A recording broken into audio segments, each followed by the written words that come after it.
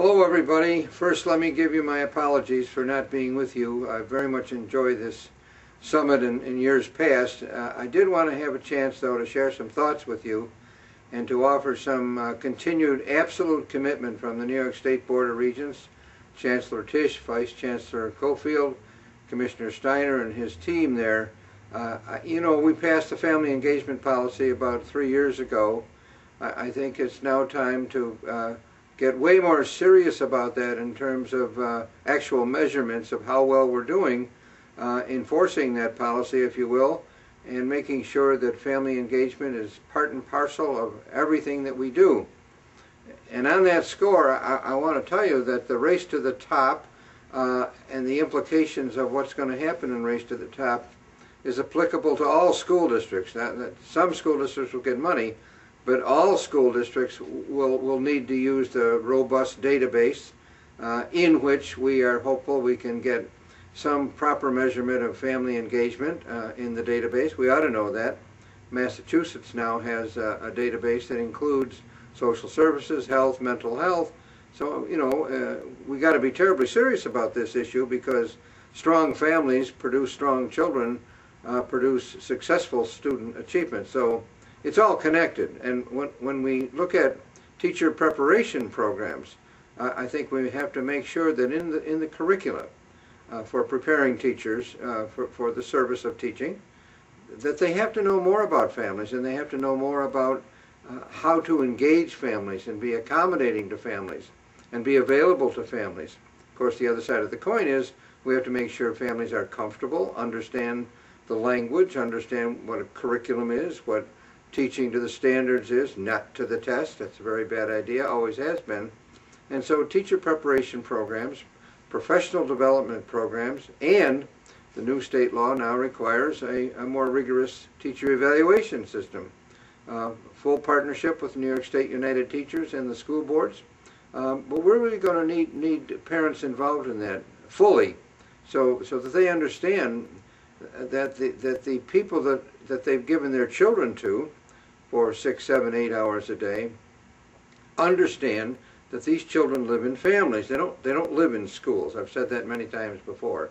So that the partnerships and the collaboration that we need for a comprehensive education with our eye on the bottom line at all times, student achievement is directly equated to how strong the family is involved in that child's school at every single level, urban, suburban, and rural.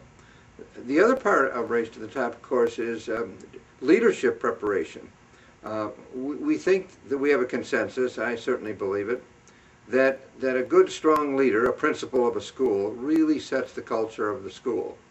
And those leaders, and I continue to look for and make sure it's in the guidelines and the preparation materials and the professional development materials, that good leaders will understand families and will understand the community in which they're operating their school, and will establish a culture in the school, if they hire EPIC to help them, will really be able to get the message out, if you will, that families are important, we care about families, we're going to be available to families, even to the point in some instances where we have family support centers in some of our schools now, where families that might need some services can have quicker access to those services. We have absolute research, and it's very conclusive, that when that happens, when services are made available to families, then kids do better in school, and the converse is certainly true. So we have to make sure that we have both sides of the coin covered, that teacher preparation, evaluation, leadership preparation, evaluation, professional development, part and parcel of that is family engagement and using the services available through EPIC and what it has already proven it can do and what it needs to do in the future. Now, we also need to work closely with families to make sure that they understand their responsibilities.